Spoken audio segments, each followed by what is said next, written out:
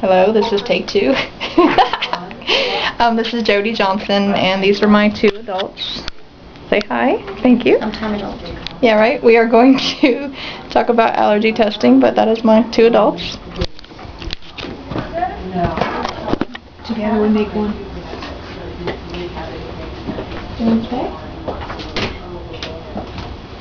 Okay, sorry about that. I'm going to talk today about allergy testing.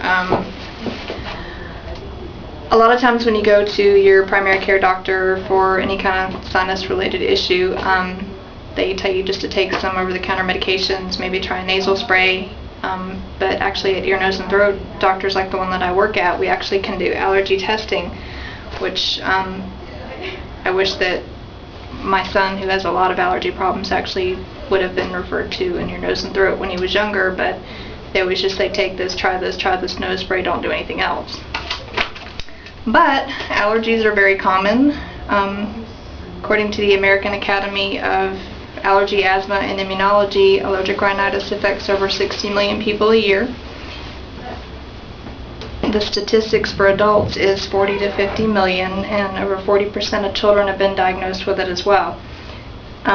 According to the Mayo Clinic online, some of the symptoms for allergic rhinitis are stuffy nose, coughing, clogged ears, decreased smell. It can also affect your memory, and people can get a lot of headaches from it.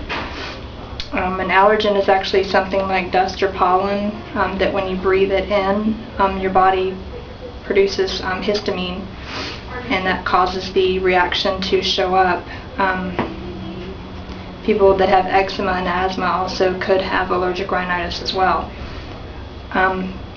I was going to go over allergy testing today. It's actually a three-part test. The first part is where we actually touch your skin with the allergen to see what kind of reaction you get. It has to sit on there for 15 minutes. The second part of the test is where we actually inject the allergens under your skin. And I actually have over here half of the test of what it looks like. And I'm actually going to touch my skin with it just so you can kind of see what happens. This is the first part, and you just touch it to the skin, and then you have to wait and see what kind of reaction you get from it. And then, as I said, the second part of the test is where we inject just a tiny bit of the allergen under your skin, and then we have to measure that reaction as well. Depending on the type of reaction that's obtained, if it's a big reaction, you may have to get allergy shots or be on home maintenance for allergy shots. And what that means is we gradually introduce a little bit more of that allergen into your system when we increase the dose, and that way your body kind of builds up a tolerance to it. And we actually test for over 40 different things, anywhere from trees, grasses, pet dander, pollen, there's dust mites, cockroach, there's just so many different things that we test for.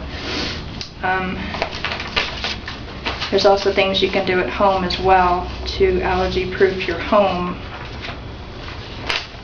There's special bedding covers that you can buy. You can get pillow covers, you can get humidifiers, you can get special filters for your AC unit or your vacuum cleaner. And there's also like NeilMed products that you can purchase over the counter, like sinus rinses, where you actually can rinse it through your nose and it goes out into the sink, and you can clear your nose that way. So I mean, there's a lot of good products that are available to help with sinus and nasal issues.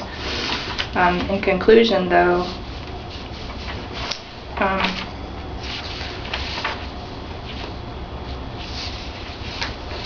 allergy testing is very good. It can be very beneficial. There's also blood allergy tests that you can do, which can test for food allergies, and certain other types of blood tests called the IgE test that it's kind of like the skin test and the 40 allergens we put under the skin, except it's not quite as effective, but I mean it does give good results if a person cannot withstand the allergy testing.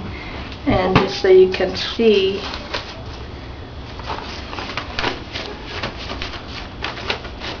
I'm getting a little reaction to whatever I put on that arm, and I did this arm earlier, and this big one here is just histamine. That's a good reaction that you're supposed to get when you do an allergy test, and it's just really, really bad. So for the sake of the speech, in science.